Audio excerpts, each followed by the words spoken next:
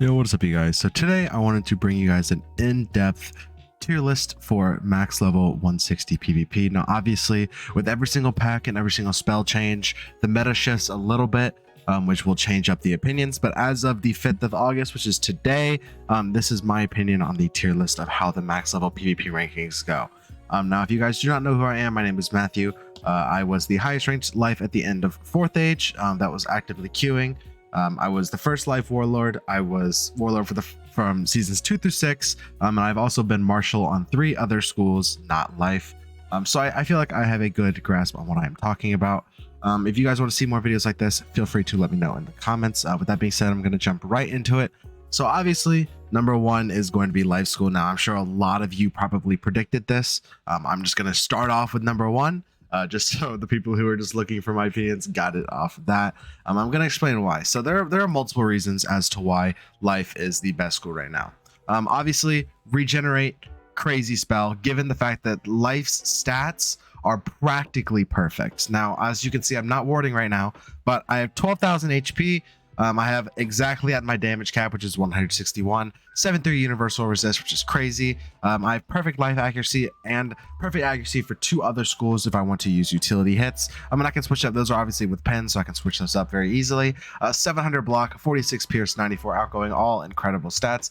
Perfect pips. I'm running 2 piece shads at the moment, 84% P serve, pretty good. Arc mastery rating. All of that on top is what's kind of driving life to be one of the top schools right now. Obviously, they're incredible damage with the new burrow spell, which is a 5-round overtime. Absolutely crazy the amount of immense pressure you can set up with this.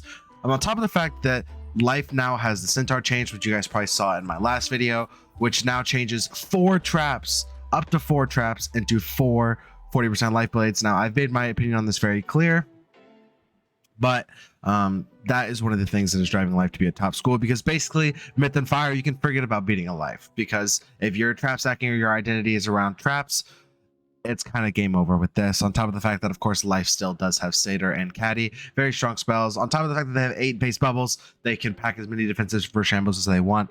And if you get into a whole lot of life, you can basically turtle, if this is one way you want to play, and you can just dry them out for a heal to be able to catch back up. You obviously have the 4 main deck braces, which is insane considering you have a 73% res.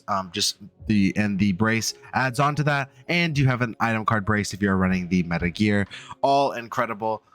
And you know, so many options on a life, especially if you have immense trap counters and you pack earthquake inside. There's kind of nothing you can do to beat a life in that sense, as long as they're playing, you know, the correct way. Life is pretty much unbeatable for the most part if you're playing correctly, unless you match another life or you just get outpaced for some reason, depending on how the match goes. Obviously, every match is different, but that is my reasons as to why life is the top school. Now, number 2, obviously 1 and 2, pretty standard. It's been this way for a while. My second best school in the meta right now is going to be Balance. Now, obviously, there's no surprise here.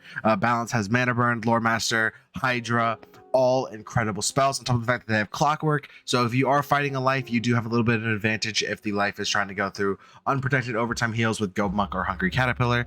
You can counter these very easily as a Balance with the Clockwork. And if you're fighting an ice or a death and they're trying to use poison or frostbite, they can shift those over as well. On top of the fact that Balance also has incredible base resistance. Pretty much every school at this point except Fire and Storm have really high, over 70 base resist if you're running the meta gear. They also have 2 very, very good shads, which is not something that most people have. Most schools just have 1. Balance has Gaze and Mockenspiel, obviously both very good in the current meta.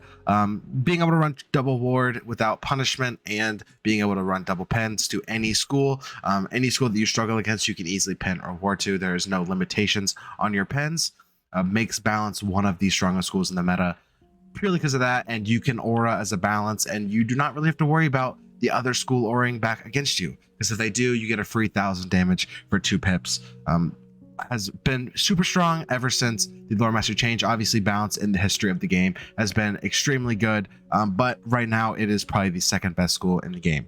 Now, the rest of them are a little bit interchangeable. 1 and 2 are pretty standard on everyone's list. For the third best school in the meta, in my opinion, I'm putting Myth, purely because Myth does also have extremely high base resistance. And the reason why this is as important is because in a meta where before these recent changes, trap stacking and blade stacking are extremely prevalent. Now, this is very obvious if you are watching Awesome Disaster stream or just Myths in the game right now. Most myths you're going to see are going to be utilizing blade stacking with star blades and trap stacking utilizing their betrayal and their other weakness counters, delusion, stone classes, stuff like that. There are many reasons why myth is extremely good, but the fact that they have such high base resistance, meaning for the first 15 rounds they can actively blade and buff and trap every single round with very little punishment, because if you are the opponent, it is very hard to be able to, you know, set up a sizable hit for good damage while also trying to counter them. The only real school that can do this at this point is Life, because of Centaur. If you Centaur off a myth, not only do you can take off up to, you know, 3 or 4 buffs depending on how the player is stacking, but you can also get the 40% life blades and do a sizable amount of damage. So that is why, you know, Myth is one of the top schools against 6 out of 7 schools. Obviously, against the Life, now they are going to struggle immensely just purely because of Centaur. Makes this a completely one-sided matchup. But again, you know, the fact that they have so many good utilities and their gambits are insane. Obviously, Scion goes really well with trap stacking, and Jin goes really well with defensive moves like tri-shields. So if a myth can go into defense mode and actively set up one of the best gambits in the game, that is why Myth is one of the top schools in the meta right now, and that is why they come in at number 3 on my tier list. Now, for number 4, I kind of had to switch up here, so there's obviously an argument for this. Number 4, I am putting Death, because currently, you know, they have Vampire, which is a really strong low pip Rochambeau spell with the ramp on the spell of Vampire to be able to turn any weaknesses into 2 identical chromatic -60 weaknesses. Very strong against pretty much any school. You can be actively using 3 folds to counter a life, and if they're not a life, you can use those to set up Vampire. On top of the fact that you also have one of the best defensive shads in the game with Grim. You have Scion, which is really strong. Obviously, they have Poison, a spammable low pip OT. So many reasons as to why Death is one of the strongest schools in the game. You also have Oni, which is still an extremely strong gambit, even though they did nerf it. So by playing defensive through tri-shields, you can actively set up one of your gambits. One of the main reasons why Death is one of these top 4 schools right now.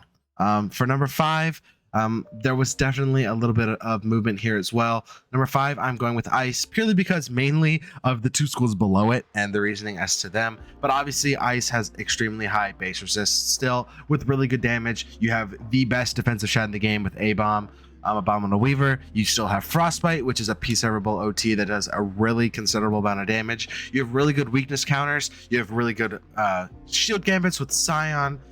Very many reasons as to why Ice is a top school. You have really good HP, and as we currently are trying to move in a dual schooling meta, you're going to see defensive schools like Life and Ice being able to run these strictly mono school, really damage off school hitting setups with really good tempo, purely because you're gonna have such high base resist and base HP to make these strategies extremely prevalent in the meta.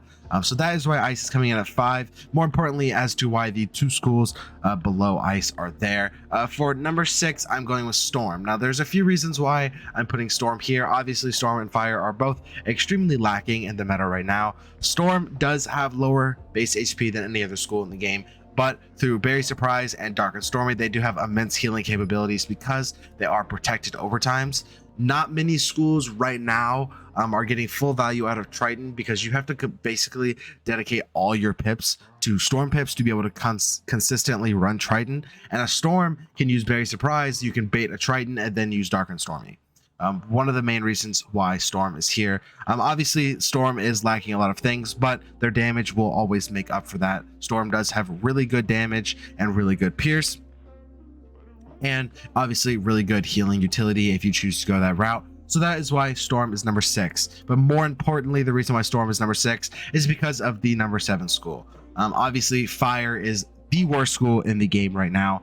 Multiple reasons as to why. Fire's stats are just terrible. They don't really meet any cap. Even if you try to run the new burrow gear, you're not getting perfect accuracy or you're not getting perfect pips. So you're not getting perfect either way there, and you still have lower resist than any other attacking school in the game other than Storm. Your two other offensive schools, you know, kind of counterpart being Fire and Death, you're getting way less. You're getting almost 15 less resist to them just base. Obviously the Fire HP is starting to gain a little bit. You can get up to 10k HP on Fire, but more importantly, the reason S2 Fire is the worst school in the game right now is because of the two main strategies that they have, being Trap Stack and OT. Trap Stack, obviously extremely counterable, especially now by Life Wizards. It's kind of unbeatable as a Fire because of Centaur, and obviously Scales being as strong as it is. Many schools, including Fire themselves, can counter Fire Trap Stack extremely well.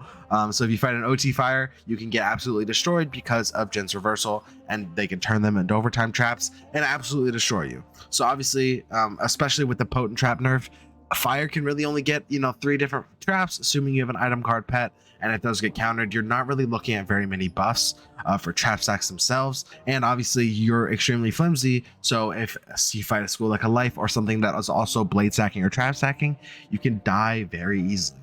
Obviously OT protected OTs are countered by Kraken, a 4-pip, you know, TC that every school can carry that gives them chromatic blades, 2 of them. It will completely take off your entire OT no matter how strong. If it's a shad, if it's not a shad, take it off completely and give them 2 buffs, universal buffs that they can use to hit you back. So if you are extremely vulnerable, you have to catch people off guard to be able to, you know, maybe even detonate your OTs, which any high ranking, you know, good player is going to catch you before you can do this and pull this off. So you will just end up eating a Triton and then having to eat whatever follow-up hit, and you're not really being able to take a lot of damage because you have such low resist. So that is the main reason S2 Fire is the worst school in my opinion. If you guys disagree with my list or you have a list of your own, feel free to drop in the comments and drop a sub to my channel if you guys like these types of videos. I want to continue to make these, and by you guys subscribing, I know you guys are liking the content. Join my Discord, follow me on Discord, follow me on Twitter, all that is in the description. And with that being said, I will see you guys in the next one.